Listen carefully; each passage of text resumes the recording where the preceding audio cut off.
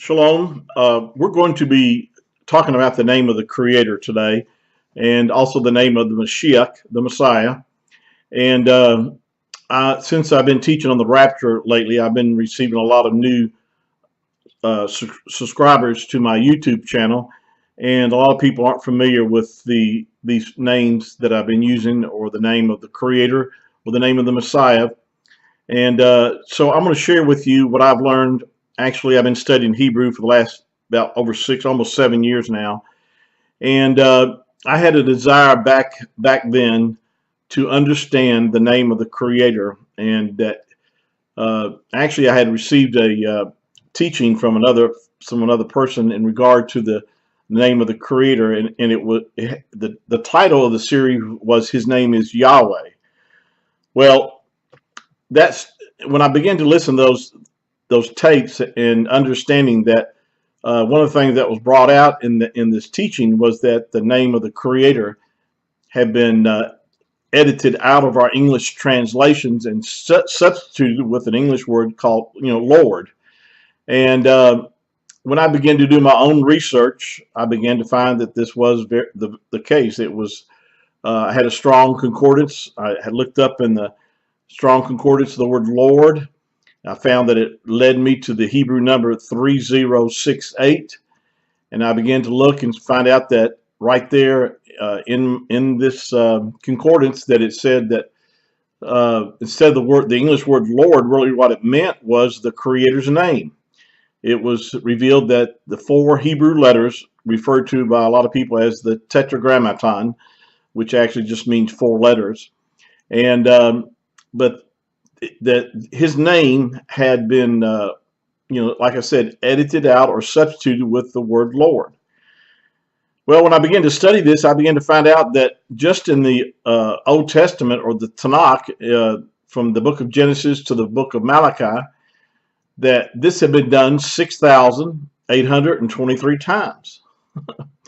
And I just could not imagine why that happened and why that had been permitted. I know in the word of Yahuwah is absolutely true, without any error in it. And of course, I'm making reference to the original text themselves. But you have to understand that in translations, there has been some errors in translating the original text. And that's why that's why in the modern day that we live now, we have technology where we can use even modern version of software programs to understand not only Hebrew but Greek, and also to look back at the original text and see what the meaning of certain words were. For the most part, they have translated the original text. They've done a good job, but overall, I would say but in a lot of cases, they've made tremendous errors. Now, a lot of it was done, I think, more because of, as far as the English versions that we have, I believe that a lot of it was done because of ignorance and tradition. They were following tradition of men that had begun to hide the name of the Creator back even before the Messiah appeared on the earth. Now, to give you a little bit of background about this, first of all, let me say this, that the word, like I said, the word Lord is a substitute word or title. It's not even, that's why most people refer to the Creator or even to the Messiah as Lord. I did for many years up until I started studying this out. That's what I referred to the Messiah as Lord, or also the Creator as Lord. But this is a tremendous. It's not a mistake. It's actually it's done harm, violence to the name. It's really, as we're going to study this out, we'll see that really it's taking the name of the Creator in vain when we substitute His name for titles or things that are not really His name at all. And so because of this, it's important to study this out. As I begin to share this with you, I know that some of you may not have any interest in this whatsoever. I know that others will have a great interest in it. I did. I just had a burning desire to know why this happened, but not only why, but what was the correct way to pronounce the Creator's name? Because I saw all these different variations, and I realized that he could not have all these variations of pronunciations of his name and that they all be accurate. There had to be one way to pronounce his name, and same with the Messiah, the Mashiach. There had to be one way his name was pronounced, and it could not be a wide variety of versions that I was seeing not only on the internet but different Bibles and so forth. And so, as I began to study this out, I began to the first my first awareness of the name of the Creator was Yahweh. I thought his name was Yahweh because in most of your materials that you'll first look into, especially if you don't know really the Hebrew language and really understanding about uh, how that the Hebrew language has changed over the years, centuries. It's the modern Hebrew is really a corrupted form of the original language, the Hebrew language.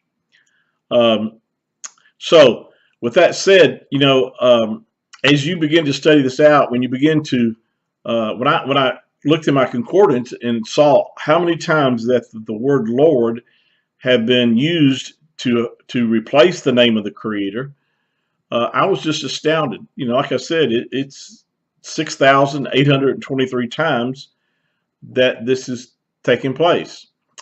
Um, Now, and that's just in the Old Testament. In the New Testament, it's over 200 times, and it's a little bit harder to find where those substitutions has taken place, simply because um, in the Greek text they use the word for the word they use for to substitute for Lord in the Greek language is kuros, and they use that as the word for also master. And so, but you can still identify where his name should be, because if you realize that most of the New Testament is refers back to the Tanakh or the Old Testament, and so when you find certain quotations from the New Testament, different. Give an example would be like when the Apostle Paul or Shoal would make statements like "as it is written." Well, he of course was referring to what was written in the Tanakh or the Old Testament when he uses that phrase "as it is written." Well, when you look it up in the Tanakh or the Old Testament, you realize that the word Lord is definitely been used there as the substitution for the Creator's name. Then you also know that in the New Testament, the Tanakh, that if it's quoting from that's the way it should have been. The word Yahuwah should have been there instead of the word Lord. I'm going to pick this up on our next session. I just want to sort of start this off with just a little introduction about it. If you'll just stay with me, I guarantee you, if you're open to learn, um, then what I've learned, and it's spent 6 years of studying out, you can also benefit from that. And so I'm just here to share with you what I've learned over these years, and so it will be a blessing to you. I only wish I'd known sooner in my life, in my walk with the Yahuwah. I love the Hebrew language. It's fascinating. It's just so it's so rich. It's so full of meaning, and the scriptures become alive to you when you understand Hebrew. So, with that said, we'll pick this up on our next session. Thank you for your time, and be listening in on our future teachings that we'll be doing on this subject. Shalom.